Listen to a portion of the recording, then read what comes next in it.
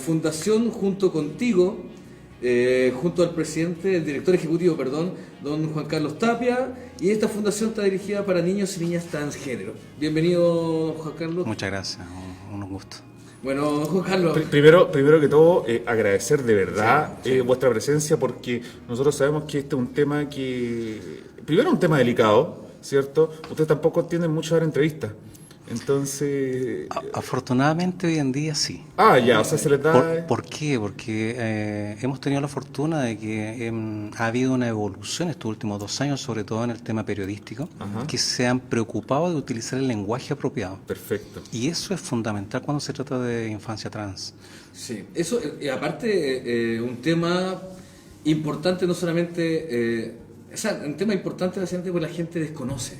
Hoy en la actualidad mucha gente desconoce en Chile de qué se trata, quiénes son los niños transgénero o niñas transgénero. Claro. Y en ese aspecto, primero, si quiere, podemos partir cómo nace, de qué se trata la Fundación Junto Contigo. ¿Nos puede contar un poco, don Juan Carlos? Bueno, esta fundación nace en el año 2012. Y está abocada principalmente a desarrollar un trabajo con los padres, la familia, el entorno socioeducativo de cada una de estas familias que tiene un niño o niña en condición de transexualidad. ¿Y por qué nace en el año 2012? Porque tengo actualmente un hijo con esta condición, y cuando salimos en el año 2012 a buscar información en la infancia no existía nada. Perfecto. Golpeamos un montón de puertas de ONG, fundaciones, organizaciones y también organismos del Estado, y no se sabía nada del tema. Y a raíz de lo mismo, porque Gonzalo dijo, es un tema desconocido por lo general, claro. Pero hay mucha gente que la cree conocer y que se genera muchas veces el prejuicio. Por favor, cuéntanos, ¿qué es lo que es la transexualidad en sí? A ver, la transexualidad es una condición humana. Y esta condición humana está abocada, digamos, a qué es lo que pasa con el individuo que tiene una identidad que no concuerda con su sexo. ¿Ya? Y cuando hablamos de identidad, la forma quizás más simple de poder explicarla es, tú por ejemplo, ¿tú eres hombre o mujer? Hombre. ¿Por qué eres hombre? Porque fisiológicamente soy como tal, porque cuento con un aparato reproductor masculino, en ese sentido. Lo primero, cuando yo les decía que el periodismo y el lenguaje, ¿qué pasa si el aparato no reproduce? Ahí la cosa sería distinta.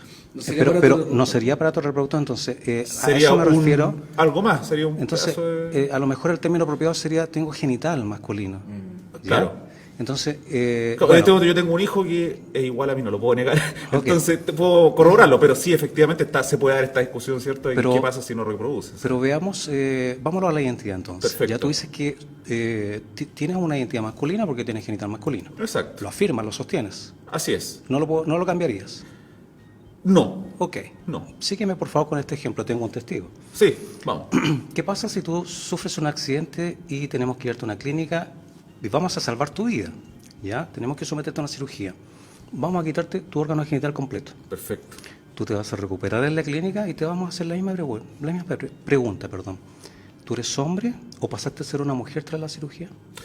Sigo siendo hombre, pero ya no por el... ¿Te das cuenta que no eres hombre porque tienes genital masculino? Exacto. Entonces lo que tú tienes es una identidad. Ajá.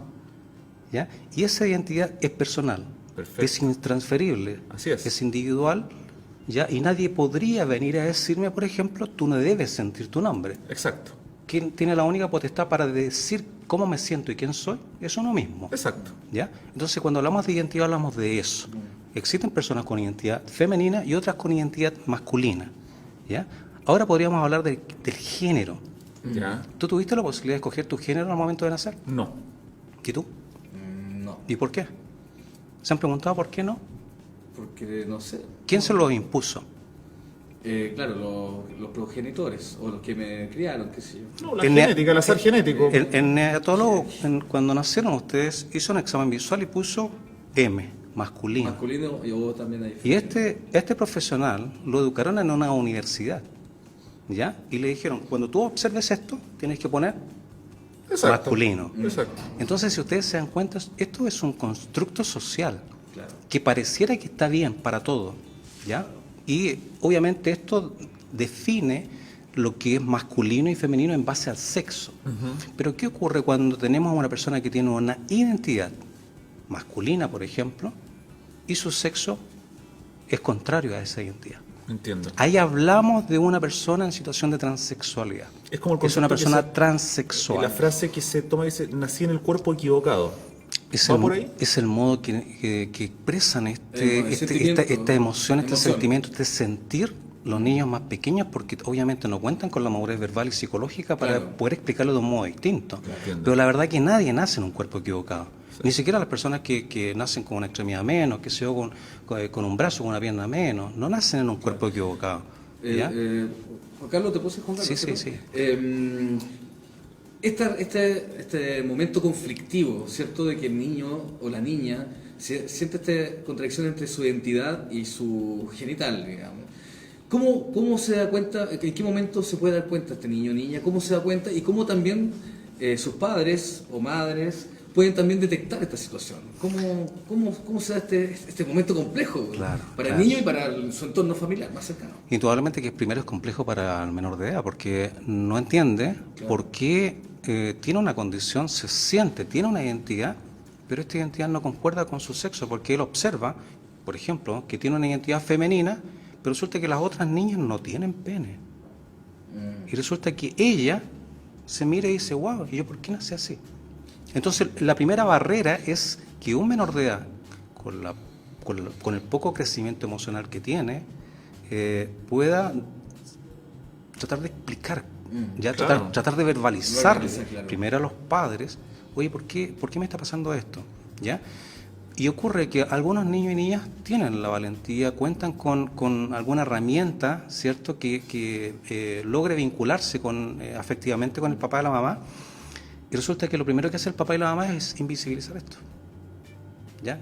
Dicen, no, tú no eres una niña, tú eres un niño porque tienes pene. Claro.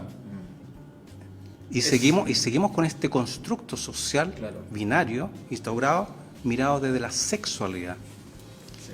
¿Ya? Ahora, Pero perdón, Sí. yo no sé si ustedes conocen el término intersex. No, para para nada. nada. No, para No, nada. Hermafrodita. Eso sí. Bueno, hermafroditas era un término que se ocupaba hace más o menos 20 años atrás. Ah, chuta, estamos ¿Ya? estoy atrasado, Para entonces. definirse a aquellas especies que se pueden reproducir a sí Autorreproducir, mismas, exacto. como por ejemplo los caballitos de mar, las estrellas de mar, alguna especie de flores. Anfibios, ¿ya? algunos anfibios. El ser humano se puede reproducir a sí mismo. Que yo sepa. No, o sea, No. Necesita Le- de otro. Claro. No se puede reproducir a sí mismo. Entonces la ciencia de la medicina nos viene a decir, hermafroditas son aquellas especies como las que le acabo de mencionar, Claro.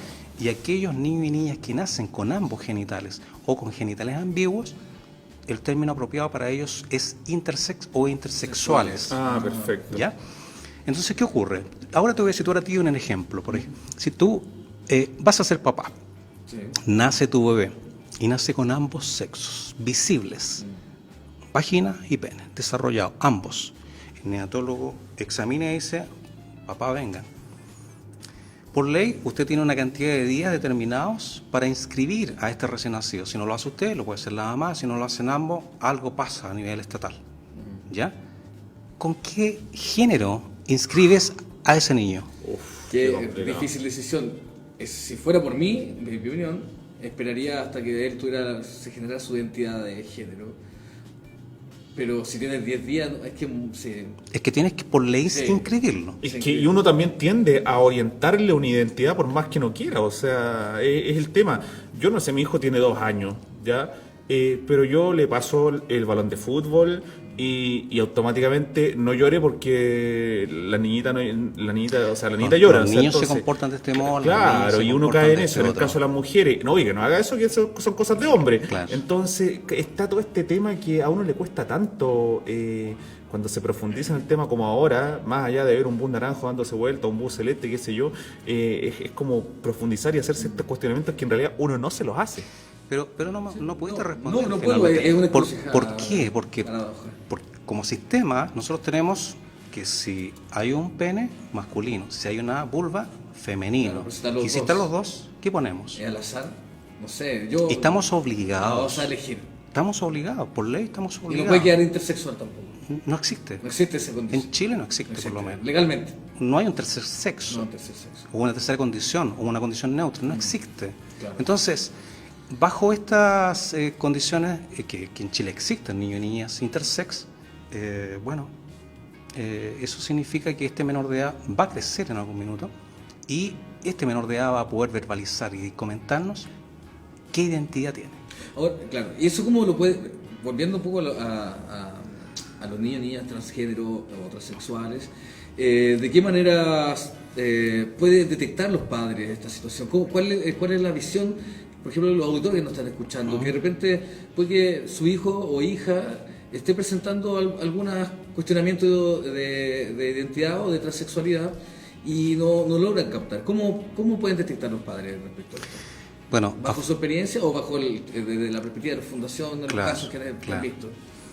Mira, en estos años lo que a nosotros nos ha dado resultados y educamos de esta forma es que, primero, papá, mamá no sigan invisibilizando algo que puede ser una realidad, ¿ya?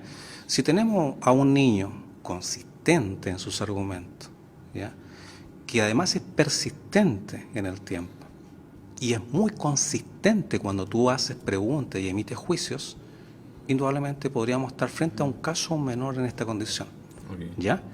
Pero eso no significa necesariamente que esta persona que podría tener 4, 5, 7 años en su adultez va a ser una persona transgénero, ¿ya? Eso lo vamos a saber recién en la preadolescencia o la adolescencia, cuando se reafirma esta condición. Claro. ¿Ya? En los primeros años de vida hay niños que son bastante consistentes en sus argumentos. Incluso hay padres a nivel nacional que le han hecho cambio de nombre y sexo registral a niños pequeños. Sí. Y es un riesgo según nuestro juicio, porque estamos frente al caso de un menor de edad que se está autoconstruyendo, Sí. está recién aprendiendo, y ahí es muy probable de que a lo mejor el día de mañana se cuestione otras cosas y diga, pucha, no me gustaría vivir en esta condición, me gustaría simplemente inclinarme por lo que socialmente se entiende como normal, ¿ya? ¿Y qué pasa cuando ya le hemos hecho un cambio de nombre y sexo registral a una persona que no se puede revertir ese trámite, por ejemplo? Es complejo. ¿Y qué pasa cuando ambientamos la casa, cuando le compramos vestido, cuando le cambiamos el nombre, ya por el nombre social?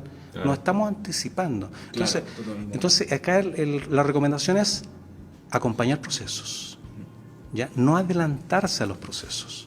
Eso es muy importante, lo dice. Disculpa si tiene alguna pregunta, Michael. Sí, dale nomás. Mike, entendemos que la primera socialización del ser humano es la familia, ¿cierto? Por lo menos así se entiende.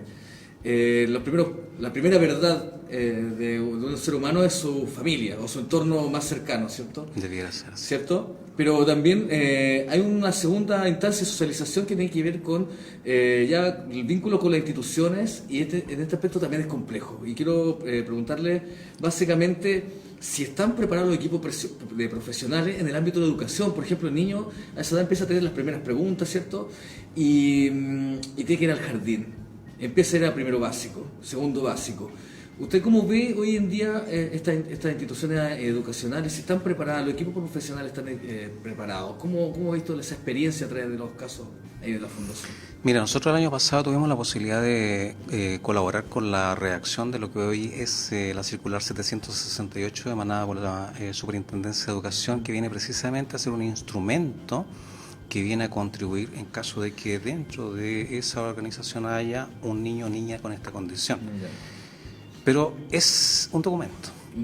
Eso significa que los equipos profesionales, ya los cuerpos docentes, las tías de jardines infantiles, no cuentan con preparación profesional en estos temas. No es exigencia que el equipo profesional. Y es más, en Chile no existe ninguna universidad que dentro de su malla curricular esté impartiendo formación en estos temas. Entonces, resumen, todos los egresados al año 2017 no cuentan con preparación. Claro. Entonces lo que tenemos que hacer nosotros como ONG es hacer un trabajo socio-médico educativo con cada caso. Claro. Primero trabajar con los padres, enseguida con la familia, luego con el entorno educativo de este menor de edad, yendo a hacer capacitaciones a cada uno de estos centros. Juan Carlos, ¿y cuántos casos hay aprox que ustedes tengan contabilizado a nivel nacional o regional? No sé cómo llevan el conteo. Mira, Lamentablemente Chile no cuenta con estudios en estos temas porque obviamente son temas recientes, ¿ya? Y además no hay fondos, tampoco el Estado se hace cargo de esto, está recién haciéndose cargo con política pública en el ámbito de la educación, pero en el ámbito de la salud todas estas personas, incluyendo las personas adultas, son invisibles para el Estado, sí. no tienen medicación, no tienen atención y como bien señalaba, no hay profesionales preparados, ¿ya? Entonces estamos al debe como sociedad y en ese sentido lo que queda es ir construyendo, y es lo que estamos haciendo hoy en día, estamos visibilizando esta realidad. Ustedes, pero como fundación, ¿ustedes cuánta gente tienen que estén con lo que están trabajando? Mira, hemos atendido, yo creo, en estos casos poco más de 100 familias. Ya. Y no somos la única ONG que trabaja en esto. Perfecto. Ya hay otras ONG, por ejemplo, que conozco, debieran haber atendido ya a la fecha unos 400 casos. Pero hay otras estadísticas que se amarran un poco de estudios internacionales que si los extrapolamos al país por nivel de población y como tenemos nuestra estructura geográfica, debiera más o menos ser que cada 15.000 habitantes debiera haber una persona trans femenina. Perfecto. Y por cada 30.000 habitantes una persona trans masculina. Ok. Transfemenina vendría siendo Una persona que tiene una identidad femenina perfecto. o una identidad masculina. Perfecto. Y en ese sentido, cuando al niño se le está detectando cierta la condición o la tendencia o la identidad, como lo llamamos, ¿cierto? ¿Es necesario, ahí se recomienda el acompañamiento profesional desde el punto de vista de la psicología o de la psiquiatría para detectar bien si se trata de un caso de identidad o llanamente de una moda, que lamentablemente también caemos en estas tendencias, ¿cierto? De acuerdo a temas sociales nuevamente. O asistencia. Claro. Mira, cuando se habla de personas trans, hay que dejar claro que primero no es una patología. Ajá. Ya no se cura con psicoterapias, no es una moda. Claro. ¿Ya? No es algo pasajero, no es algo que solamente se da en la adolescencia, por ejemplo, o en la adultez, ¿ya? Y en ese sentido derriba un poco de los mitos urbanos que puedan haber en estos temas, ¿ya? Ser o tener una condición trans es algo bastante complejo. Yo creo que pocas personas logran superar todas las etapas que contemplan ser una persona trans. De hecho, hay muchas personas que primero ni siquiera logran pasar la barrera de sí mismo, ¿ya? De autorreconocerse. Sí, claro.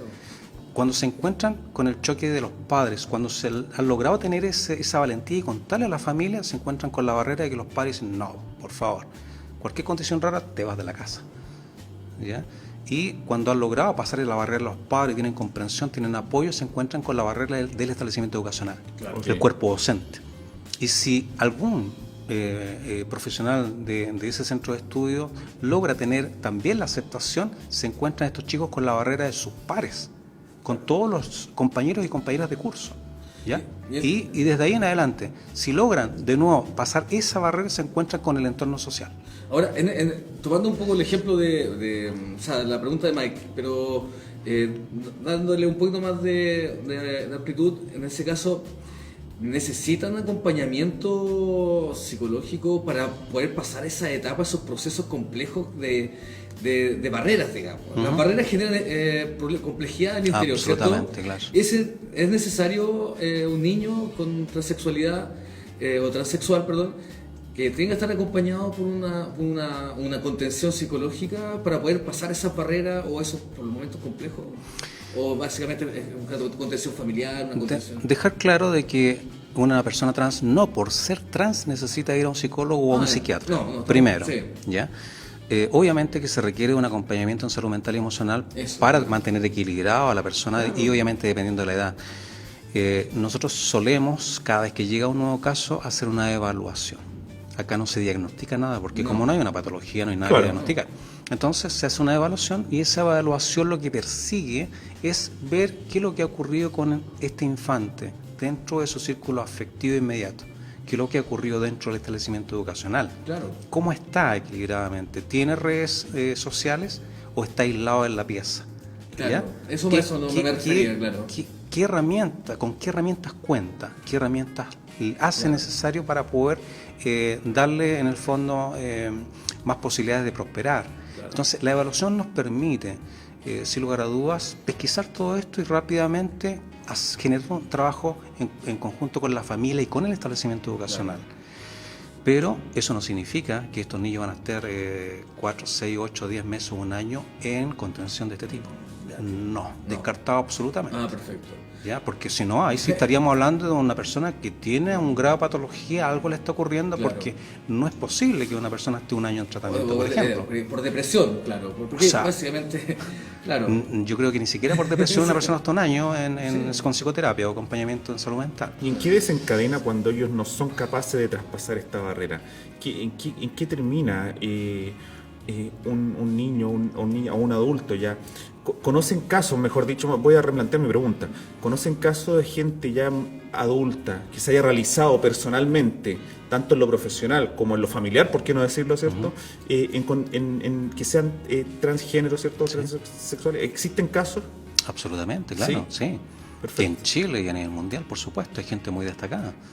Acá en Chile tenemos casos de... Ahora La actriz. La actriz es una de ellas, pero hace muy poco en una revista de los medios también aparece un nuevo caso de una persona de 35 años que se asume toda esta complejidad y además lo hace público. Entonces sí, obviamente hay personas adultas que han logrado superar todas estas barreras con todo lo que eso significa. Ya. Entonces, pero para derribar esas barreras, porque finalmente las barreras pone otras personas, ¿cierto? Las instituciones, la sociedad. Es importante para derribar esas barreras, es un trabajo de contención, de acompañamiento y de darle la solvencia a esa identidad, ¿no? Porque yo creo que la identidad de género, identidad sexual, es como le parece la primera instancia, la que uno se enfrenta cuando va creciendo, ¿no? Después vienen otras identidades sociales, identidades culturales, ¿cierto? Entonces, ese rol de la fundación, básicamente, ¿cuáles son los lineamientos que ustedes plantean en términos generales? La estructura de cómo funciona finalmente la fundación. Primero, nosotros no trabajamos con adultos, ¿ya? Dejar claro eso, trabajamos solamente con infancia y obviamente sí nos estamos replanteando acompañar a estos adolescentes que están entrando a su adultez, pero que ya han tenido un grado de permanencia con la fundación. ¿Ya? Porque obviamente conocemos la historia de ellos y hoy no tenemos ningún inconveniente en seguirlos acompañando. Pero acá, como yo les señalaba, el padre y la madre cuando pesquisa estos casos se comunica a través de nuestro sitio web, nuestro portal web, y nosotros tenemos un primer acercamiento con ellos para obviamente bajar los niveles de ansiedad, responder a sus preguntas. Y cuando se trata de casos de niños muy pequeños, no hay mucho que hacer, más que acompañar, ¿ya? Y obviamente educar al entorno. Pero desde ahí en adelante nos enfrentamos a otros casos. O sea, ¿qué pasa en la preadolescencia? ¿Qué pasa en la adolescencia? Cuando nos vemos enfrentados a otros temas hormonales que los podríamos tocar en otro momento, quizás, ¿ya? ¿Qué pasa también dentro del establecimiento educacional? ¿Qué pasa con el nombre social? ¿Qué pasa con los documentos internos dentro del establecimiento? ¿Qué pasa con el uso de las prendas de vestir? ¿Ya? ¿Qué pasa en el ámbito sexual? Claro. ¿Ya? ¿Y qué pasa con otros temas ya cuando estamos hablando de otra etapa etaria, casi llegando a los 18 años? ¿Qué pasa cuando te vinculas ya definitivamente y a lo mejor tenemos que estar pensando en tu trascendencia, o sea, en tener hijos?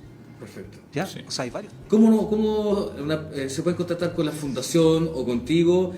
¿Cuáles son las redes sociales que manejan? Teléfono, contacto, mail, todo para las personas, para los papás, para los adolescentes que quieran una acogida, un acompañamiento, por favor. A ver, el sitio web www.fundacionjuntoscontigo.org. Perfecto. En la página web hay un formulario de contacto para quienes quieran mandar un correo electrónico, hay un número telefónico en caso que quieras ocupar teléfono y obviamente tenemos nuestro Facebook también, Fundación Juntos Contigo. Bueno, en la cápsula...